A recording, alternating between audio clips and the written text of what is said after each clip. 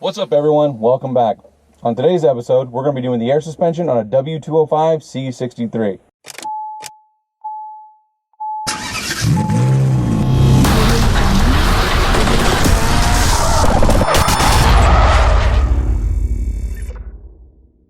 We're going to take this rather odd riding quality, whatever you want to call it, of a C63. My experience, the C63s are a little kind of stiff in the rear, give you a little rear end buck, no pun intended. It doesn't feel very comfortable to drive.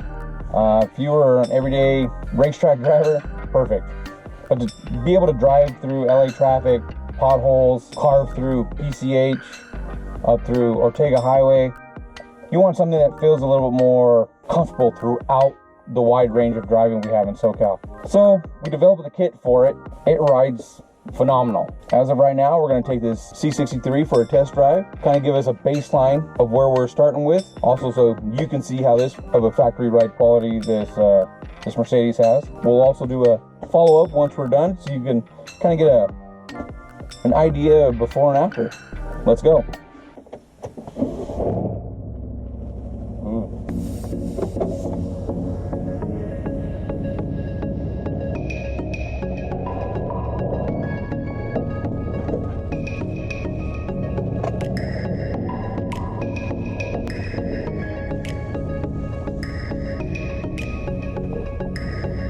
As you can already see, parking lot ride quality isn't that great.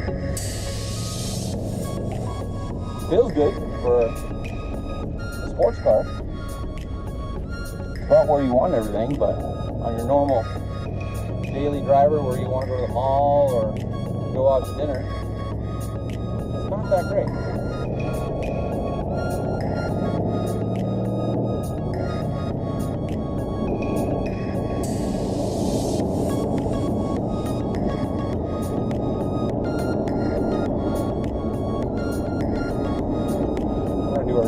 Loop around the neighborhood. Has a wide range of road conditions.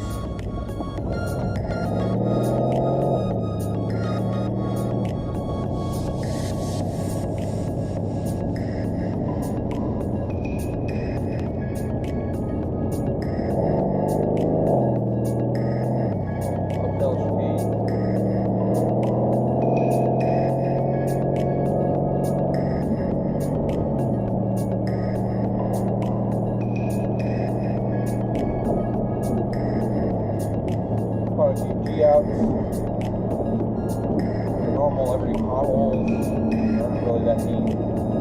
Manhole covers, and the flat section.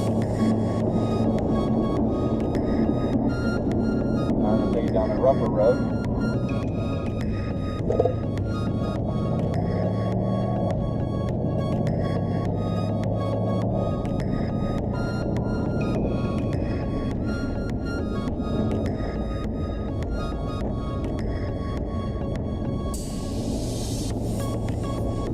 See how much bouncing around on this.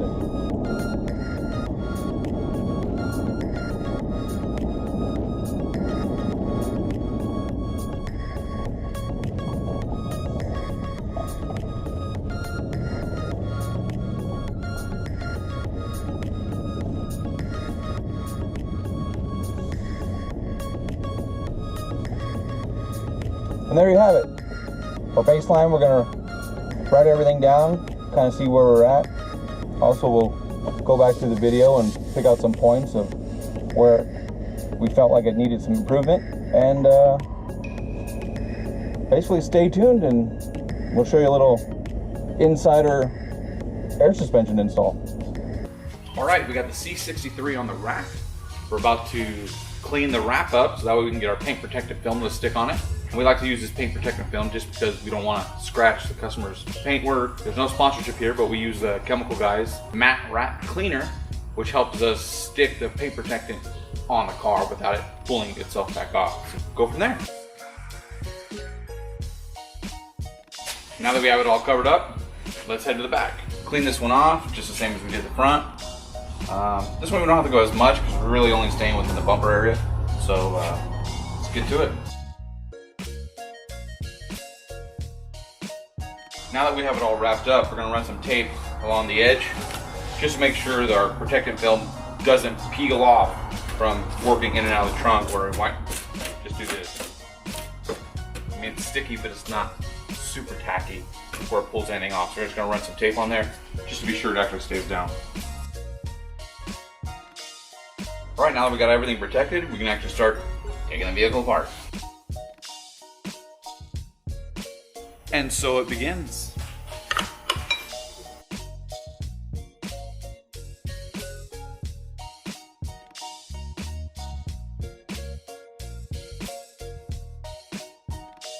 Now that we have the front apart, let's start the rear. All right, we moved back to the rear. We're gonna go ahead and take the inner fender liner out, disconnect all the electronics, and pull the shock and coil out. Now that all the suspension's out, we can go ahead and take the lower panels off, so that way we can hide all the airlines, all the wiring, everything tucked up in there. Once the covers go back on, you'll never see anything. As you can see, we now have room for everything. All right, now that everything's torn out, ready to accept our new crafted suspension. We assembled these here, our own valving, our own fluid. I'd let you know that, but I'd have to kill you. We use an airlift bag because there's no sense reinventing the wheel. Other than that, we make our own isolators for almost every strut application we do. Kind of helps with noise, any kind of dust that might go from the wheel well up into the engine compartment or even the trunk. Other than that, let's put the stuff in. Now that everything's in, we can go ahead and lock down the dampener. We even have our own lock ring tool, just because we like to use something that isn't going to slip, and almost every lock ring tool slips off. So we made our own to where it actually grabs at 3 points versus just the one where it always slips off and busts your knuckles. So let's go ahead and lock those down and we're good to go. Another thing we do is mark all the nuts and bolts, because that way if anybody else goes through it, they'll know whether or not a bolt was tight. And that way it stops having to check bolts every single time where you look at the car, just to be sure something's done. So you've probably seen us do it on Instagram. Just mark every bolt.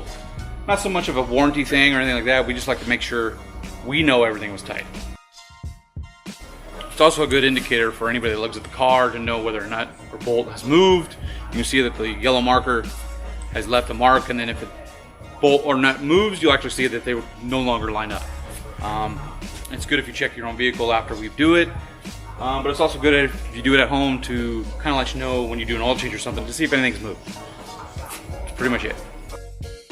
We like to make sure there's enough paint inside there to where if it cracks, it's more noticeable than just a little dab.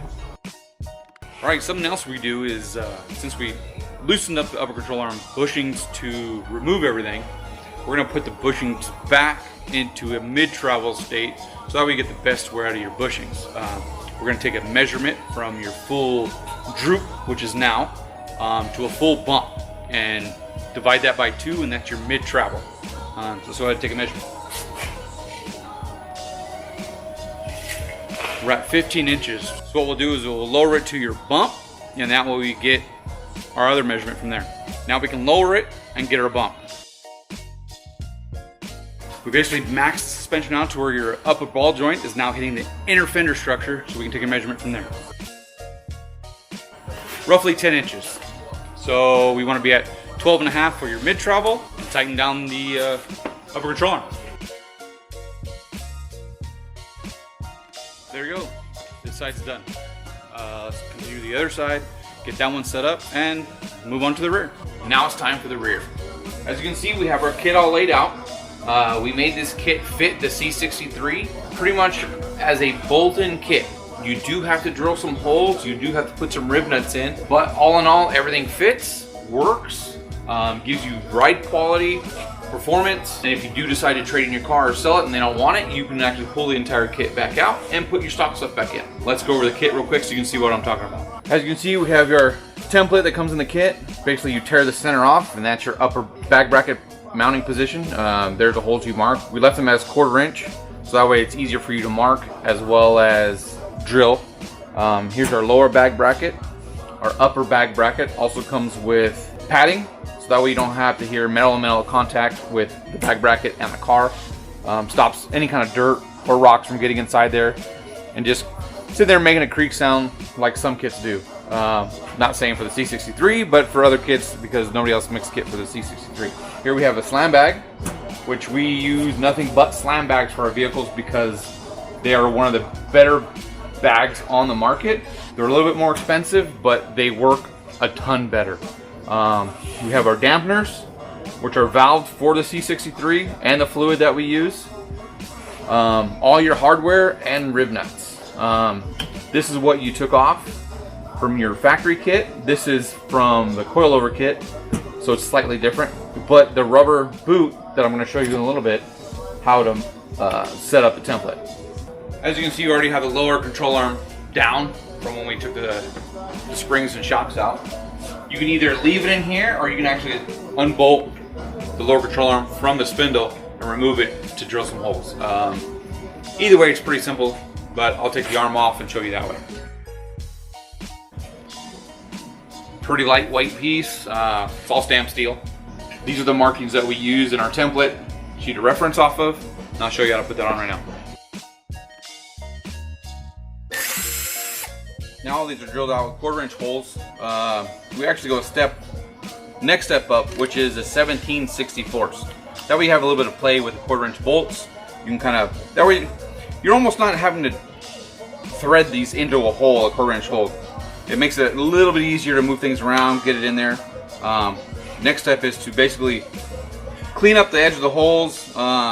We have a deburring tool, deburring bit. Most people don't have a deburring bit, so a little tech tip, which a lot of people, some people know, some people don't know, but you take a larger drill bit and just skim the corner. That's pretty much it. Dump out the extra, you're done.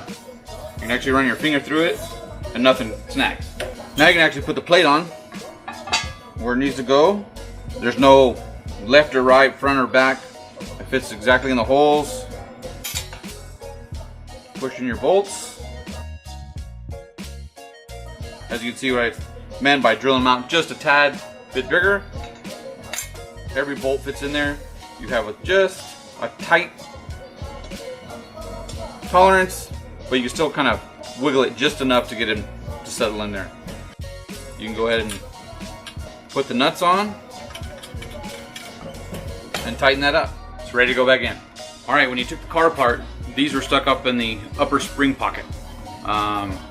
They were held on by a little plastic nut. What you want to do is use this nut to place this template in its spot. This little tang in there fits inside of a groove that's up in the spring pocket. Remember, this little tang goes in the groove in the spring pocket, so use it. Okay, there's the upper spring pocket. There's the tang. There's the groove. Okay, there's a little groove that's right here. That tang goes in. What you want to do is put it in the hole. If it sticks there, cool. If it doesn't, you can just use that. Just back it off a little bit. You just want to put a little bit of pressure on there. So it's nice and flat. The tang is in its location. It doesn't have to be perfect, but it's got to be at least in there to where you can mark your holes. Take your silver Sharpie or black, whichever color you got. Mark the holes, and then take it back off. Repeat on the other side. Super simple. Next, we're going to run some pilot holes where we marked. By the way, I don't use a center punch because the drill bits I use actually have points on them to actually center up. And if you're slightly off, you can kind of move the drill around to center yourself back up. It's just a technique that some people kind of learn over the years. And if you're new to drilling holes and stuff like that, it's best to put a center punch, use a smaller drill bit, and then go to the size that you need.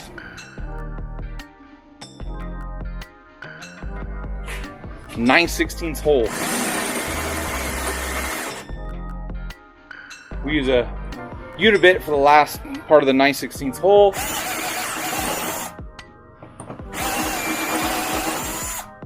And I'll actually clean the edge of it as well for the rib nut. Test your rib nut. Oh, needs a little bit more. Now we're gonna have to clean up just a tad. That one's fine. We'll grab another drill bit. We had to finish off with a 9/16. Go in deeper into the pocket. There's some pieces of sheet metal from where all the connectors go up inside the frame rail. So that way we can get that rib nut sit flush. Now we're gonna install the rib nuts. We use this rib nut tool. It's pretty much set. And there you go. Now for the other side. We'll put the upper bag cup in there. Make sure everything lines up. Leave that slotted so you can have a little bit of room to move it around. Actually, you want to do the pad side up and the airline hole towards the inside of the subframe. As you can see, there's some slots in there. So you have a little bit of adjustability in there, just in case you didn't get the bolts perfectly centered.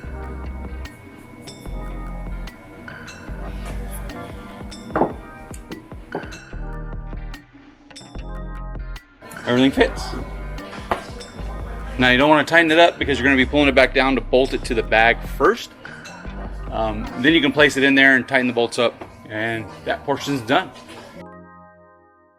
Now the easiest way to actually put the bag in is to run the airline already through the subframe, or I should say above the subframe. Plug it into the bag and stick it up there. Now the easiest way to get this bag in there with the airline is to run the airline above the subframe, so that way you don't have to try to make sure it's plugged in after the fact the bag's in there.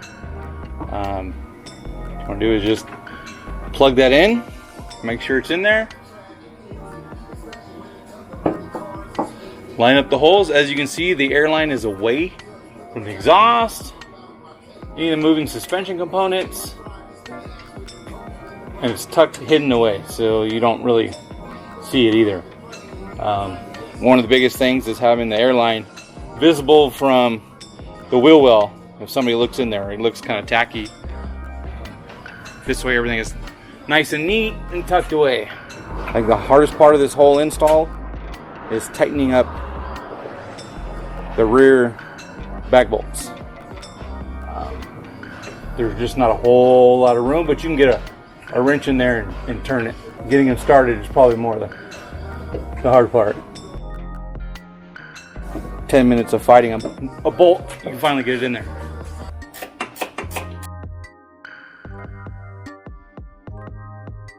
You also want to make sure you evenly tighten each side, the seat,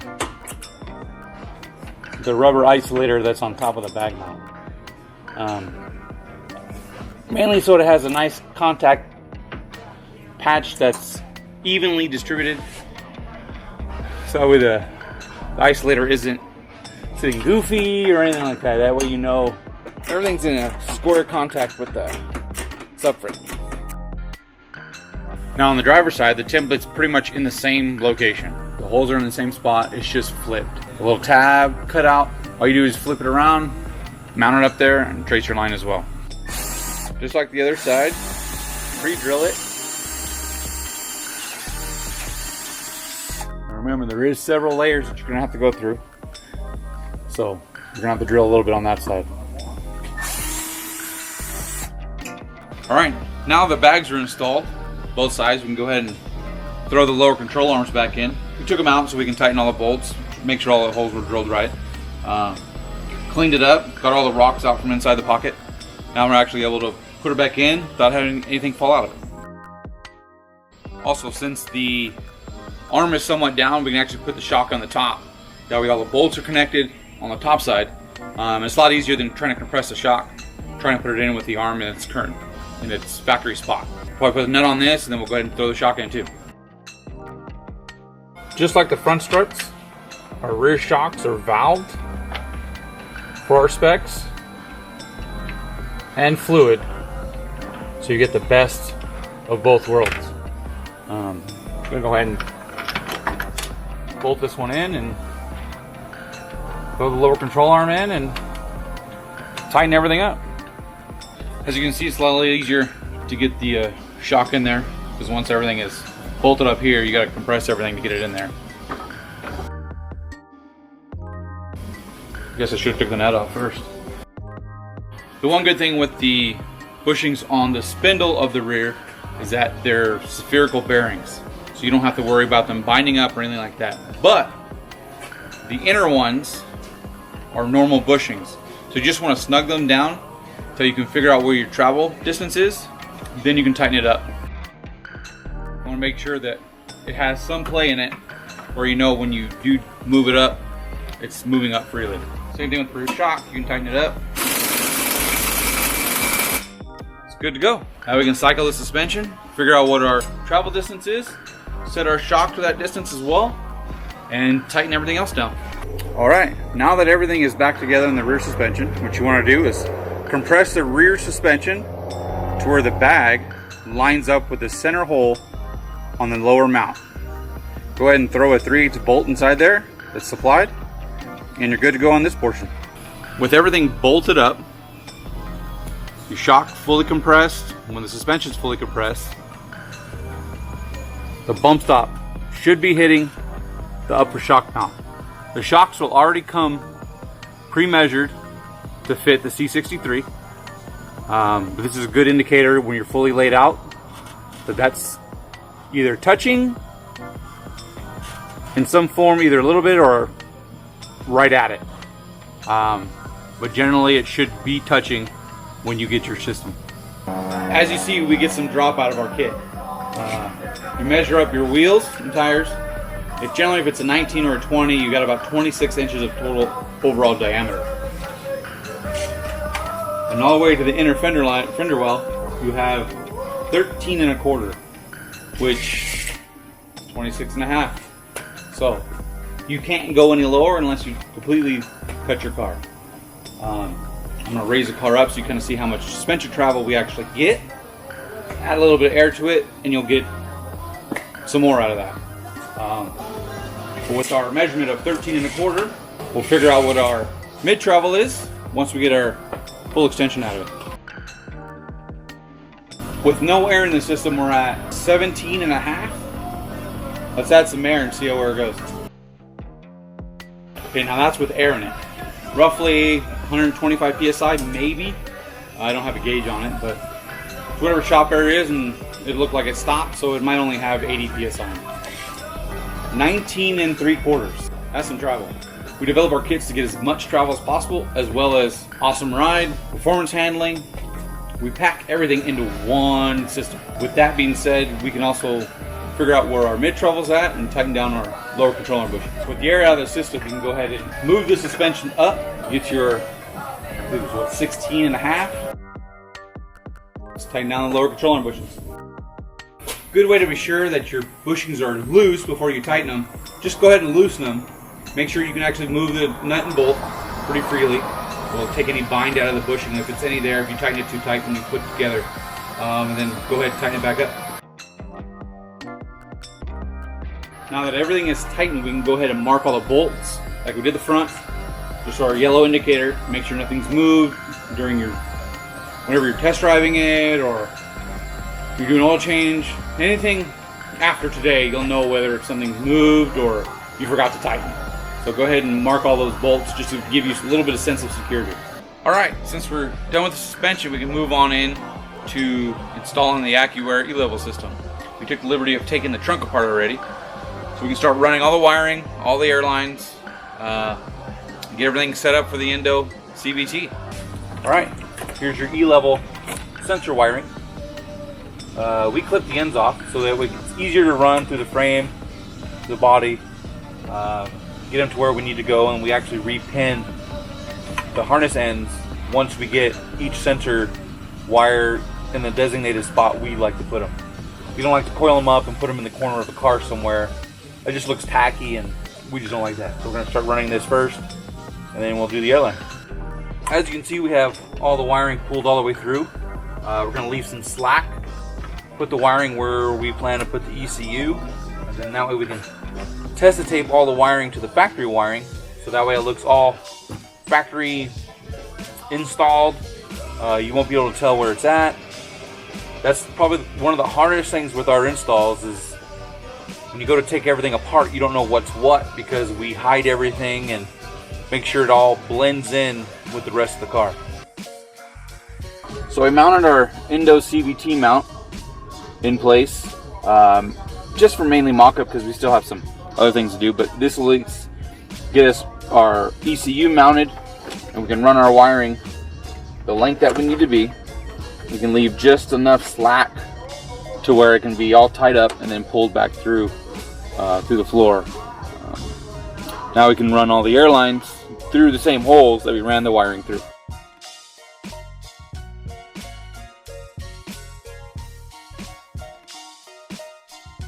Alright, we went ahead and ran a clamp up to the sheet metal. We use our vinyl insulated clamps with self-threading bolts. Now we can actually mount the wiring to the factory wiring, give it that really nice clean install. As you can see, most, should say 99% of most Euro cars tape together with what's called Tessa tape. It's a fabric style tape. It's almost like if you took one of those fabric band-aids. It's basically the same material. You can pick up rolls from Amazon or anything like that. I'll put a link in the description below. We also sell this on the website. All depends on where you want to get it. We basically set up the wiring to where it's even, because it's very irritating when it's slightly off or slightly twisted.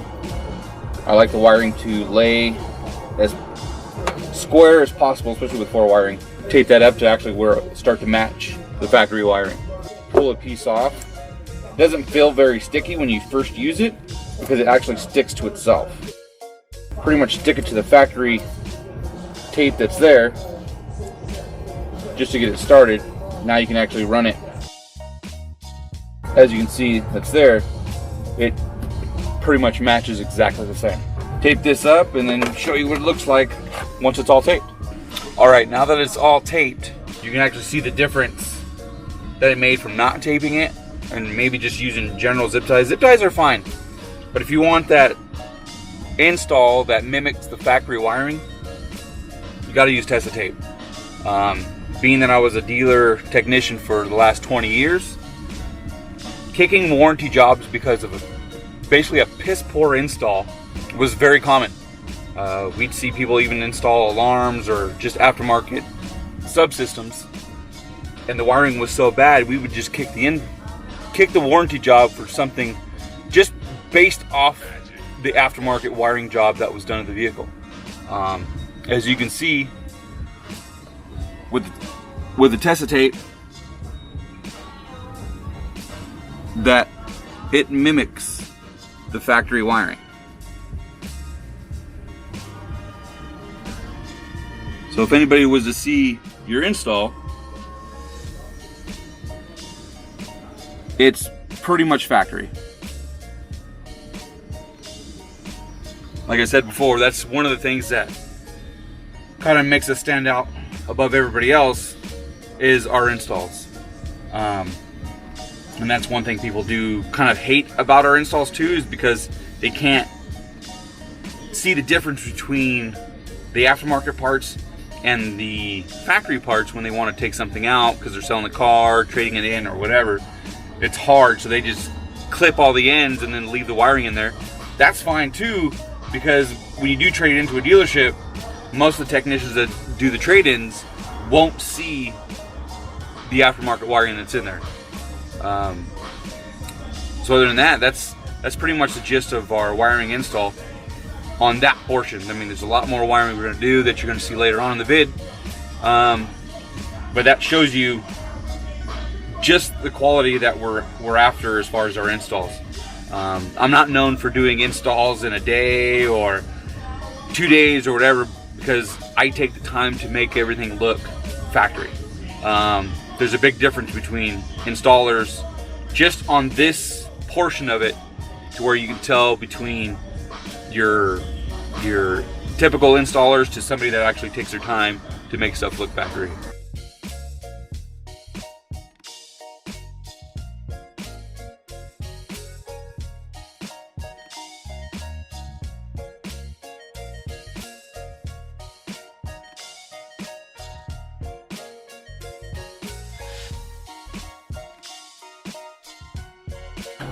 All right, now that we have all the wiring set up, we can, as far as for the sensors, we can go ahead and run our airline. I unplugged all the airline from the bags before because that gave me a rough measurement of what they were. Now I can actually run them from the trunk back down into where the bags and struts are. Gives us a better idea of the lengths we need. Other than that, probably a few steps before actually hooking the system up and going for a test drive. All right, now that we have all the lines ran, we have them all clamped onto the inner fender. We use vinyl coated clamps as well as rubber insulated clamps, depending on what we're doing, depending on what kind of application we do. We use two different style clamps, but we also use self-threading bolts, where you actually have to drill a hole and bolt it down.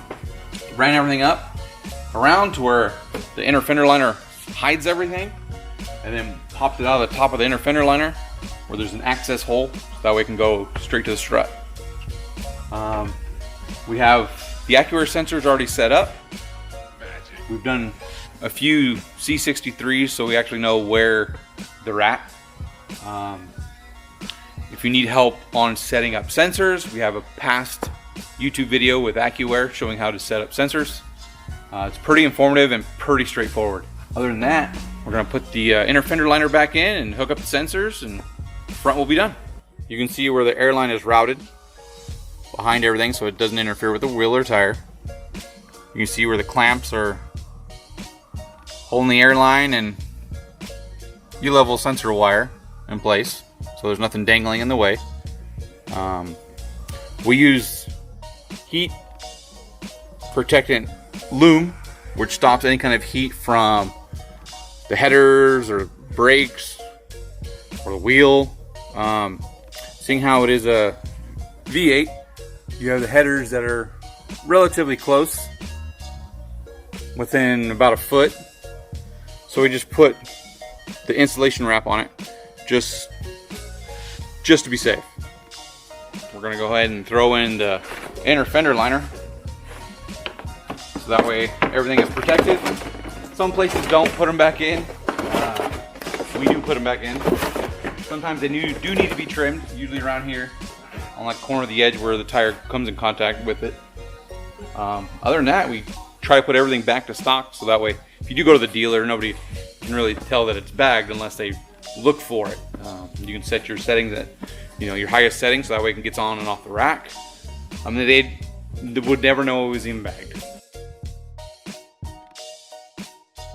Also, with these inner fender liners, there's always at least 10 clips in total. Usually with the Euros, there's 5 or 6 nut clips, and as well as 5 or 6 push clips.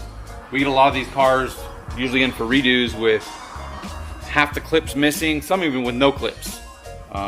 It's very important that you keep your clips, you don't break them. If you do break them or you lose them or whatever, order some and put them back in. There's a reason why these clips are in there. These clips are in there to keep the inner fender liner from coming out and getting wrapped up in your tire. So it's very imperative that you use these clips. I mean, they're not very expensive, so if you do lose them, get some.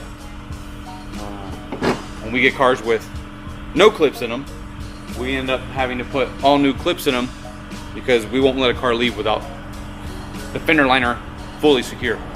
Do a quick tap around, make sure there's nothing loose. That's it. We're gonna finish hooking up the AccuAir E-level sensor and the front will be done. All right, remember I was talking about earlier when we clip the E-level sensor wire, how we just repin the connectors? That's basically what we're gonna do. This is what separates the men from the boys. Being able to repin connectors instead of rolling it up in a ball and zip tying it and shoving it somewhere else where you don't see it as a customer. We like to repin them so that way we don't have that extra wire just dangling somewhere. And that's the proper way to do an install with these AccuAir E-level sensors. So I'm going to go through the process of repinning them. Some stuff I'll show, some stuff I won't. It's really hard to get because they're so small. But but we actually have pins. I keep pins on hand all the time, just for this reason. You can't buy these at Home Depot or Lowe's. You actually have to order them. So when you do a E-level sensor setup and you want to repin them, you have to order these in advance. You can get them on Amazon. They usually take, they're usually going to come from China or something like that, and they're usually going to take a month to get.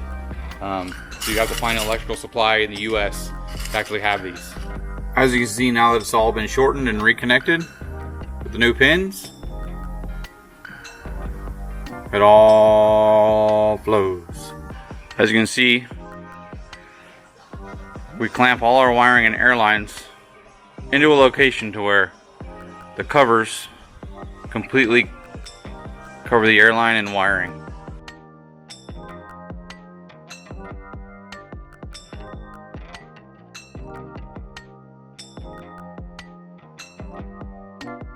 This way everything's sealed off from anything that you may run over or encounter on the road. Alright, now that we got the car on the ground, all the plumbing's ran up to where we need it to be, all the electrical's done. Now we're doing the AccuAir CVT setup on it. We had a VT unit and we're swapping it to a CVT unit. We usually do this that way we can have the centers powder coated or the ends powder coated. It's easier for us to put them together here than having to disassemble and then powder coat them and put them back together. So, but with this one we match the black wood grain of the interior with the tank. So we did a black wood grain wrap on the center section, and we're leaving the ends, the machine polished, you could call it, on the ends to match the interior as well. We're going to go ahead and put that together. I'd show on video how to put this together, but there's enough info out there, and I'll probably cover it on another YouTube video. So I'll put this together and get to the point of throwing it in, and we'll go from there. Alright, as you can see, we got the tank in. All the lines are pretty much set where they need to be. Everything's tucked up, taped, zip tied where it needs to be. We have the lines loosely ran before we put all the carpet back in to make sure we can check for leaks, anything like that. We went with a wood grain that I showed you earlier. It actually shows off really well with the interior once the carpet can be back in. With the polished ends, it looks actually pretty cool. I'll show you what the lines look like, all nice and tied up, when everything looks factory. It's really hard to tell that we even did anything to this car unless you know what you're actually looking for. Alright, now that we have the trunk back together, the tank fully in, we even added an AMG logo plate for the back. Cleaned it all up, got the controller mounted in the front, went through its calibration phase, and all set, ready to go. Next step is alignment and our final test drive. I'll go through and show you some of the wiring on the back side of the tank, as well as the controller mount. This one's pretty much wrapped up. As you can see, almost a completely full trunk you can use. You can go to Costco and throw whatever you need to inside, but our mount is off the back side to where it doesn't encroach on any of the upper piece, any of the lower piece. It's pretty much out of the way. And with it being the new AccuAir CVT, you don't hear anything. You basically have to turn the car off, radio off, and sit there and listen to see if the tank is actually working. Let's go have the alignment done and take it for a test drive.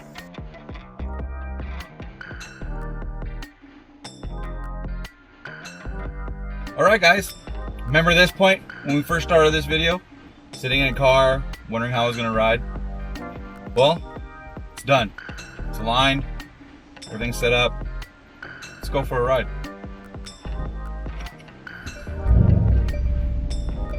Ooh, AMG.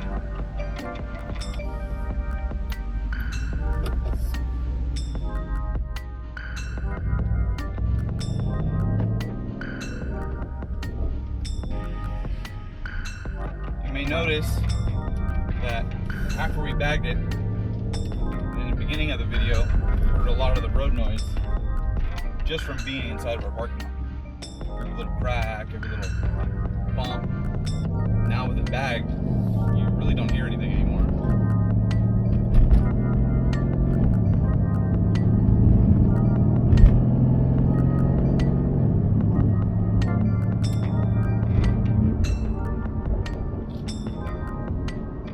The ride is pretty much the same.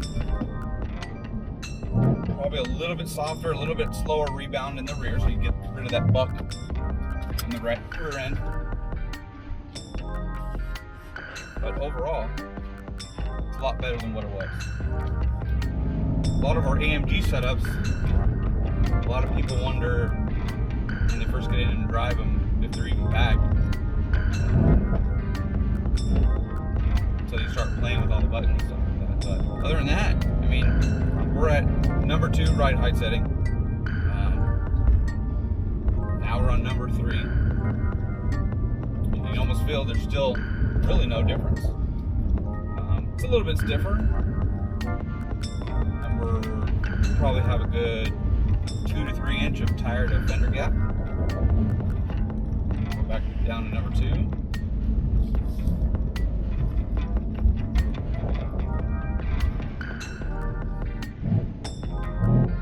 Honestly, it feels a lot better than the stock C63.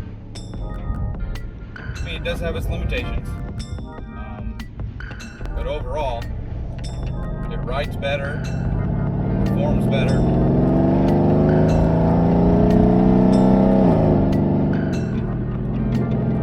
Like you can see, just with the dip of the vehicle, once you get on it, you can see how this is a pretty rough section of road. You can see there's no quick reaction bounce out of the rear and the front, like stock. I'm up on a decent dip, and it sucks everything up. You can just see in the video how much different it is from what it was earlier. I'm driving roughly about 50. Normal cracks in the road, a nice little G out.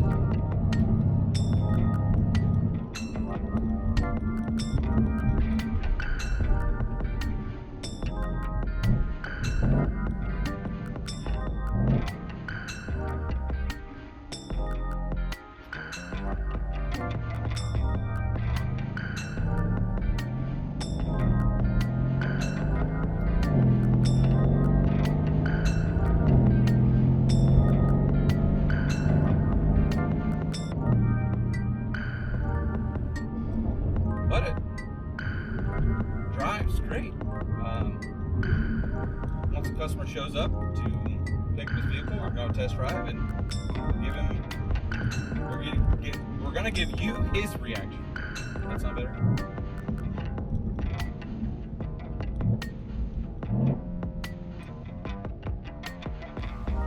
All right. Thanks for tagging along on this episode. I'll have the client test drive. We'll do a little clip on that. But other than that, thanks for following along. If you have any questions, ask them in the description. I'll put a couple links also in the description of some of the things we use. There'll also be a discount code in there for some AccuAir and some airlift products. If you like this video, smash the subscribe button and comment, like it, share it. Let's get this YouTube thing going. Hey, what's up, Bobby? Quick review or feedback on getting my car back. 2018 Mercedes AMG C63 sedan. Got a full custom-built airbag suspension system from Sadistic Werks. I mean, not much I can say except it's just perfect. Ridden in a bunch of different cars with bags, and honestly, you can't compare Bobby's work with any other setups out there. Again, ride smooth. Honestly, I think it rides better than stock, although I don't really remember stock too much because I dropped it on lowering springs about 500 miles of getting my car. Definitely rides better than any lowering adjustable coilover or springs out there. And again, any bag system out there, Sadistic will blow them out the water. It's no problem. I would say that the biggest complaint about the 2018 C63 sedan is the rear suspension of the car. It caused one of my friends to actually get into an accident. I don't know if you guys noticed, but there's very little travel in the rear. So during change of elevation, let's say you hit a bump or a hill during higher speeds, you can really feel the flaw of the rear. But with Sadistic system in here, it completely removed that. And like I said, best thing I did to my car so far. Thanks again, buddy.